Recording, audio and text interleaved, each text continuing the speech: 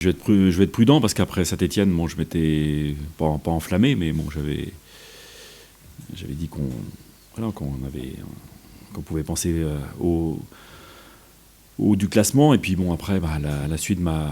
Alors même si on sait pourquoi, hein, il y a eu aussi des raisons objectives avec des nombreux blessés, mais bon, donc il faut rester prudent. Les 3 points de Marseille font du bien, évidemment, sur le plan comptable déjà, parce que ça rassure.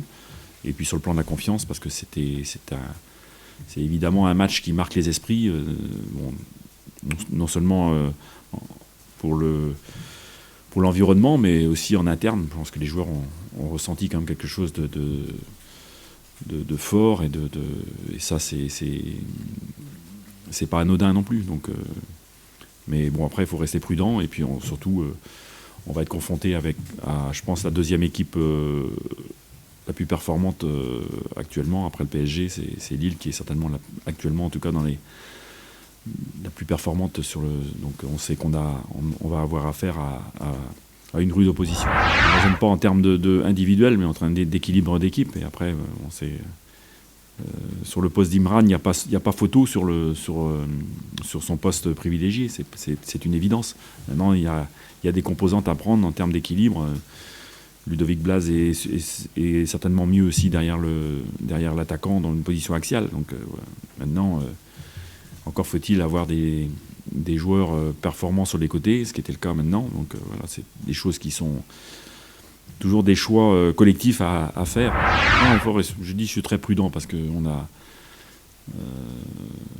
aurait pu l'avoir dans cette disposition aussi après Saint-Étienne. Bon, ça n'a pas été catastrophique non plus après, mais ça a débouché sur un match contre Bordeaux qui était soporifique. Donc voilà, il faut rester prudent. Surtout que le match de dimanche sera peut-être plus difficile que celui qu'on a livré à Marseille, au Vélodrome.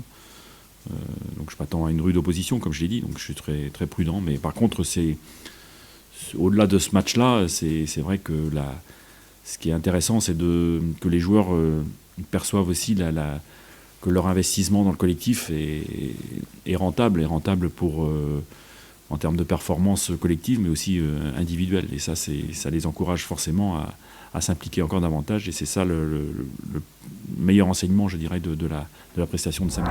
Sur le plan d'intensité physique que les Lillois savent mettre, avec des joueurs d'espace, des joueurs qui vont vite, qui vont mettre de l'intensité, que ce soit Rémi, aussi même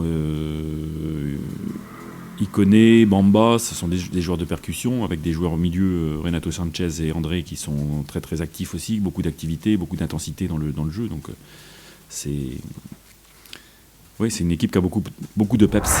Oui, bah, sur les derniers matchs, c'est ça. Je veux dire, il y a leurs performances, leurs résultats, mais aussi les prestations, parce que contre Marseille, ils s'inclinent contre le cours du jeu. C'est assez incroyable qu'ils n'aient pas gagné ce match-là. Donc c'est des prestations quand même qui sont probantes. Oui. Après, bon, on va pas faire de complexe. On va essayer surtout de faire ce qu'on sait faire et ce qu'on cherche à faire, et du mieux possible. Mais pour le public, évidemment, c'est beaucoup plus. Les points ont la même saveur, hein, que ce soit à l'extérieur ou à domicile. Mais par contre, évidemment, quand on joue à domicile, c'est quand même bien aussi de présenter un spectacle de qualité à ses supporters, donc à son public. Ça, c'est aussi, en ce sens, plus important de bien réussir nos matchs à domicile. Donc c'est ce qu'on a la volonté de faire. Bon, il ne faut pas se mettre de pression non plus insurmontable. Mais par contre, la motivation, elle doit être présente. Oui, oui.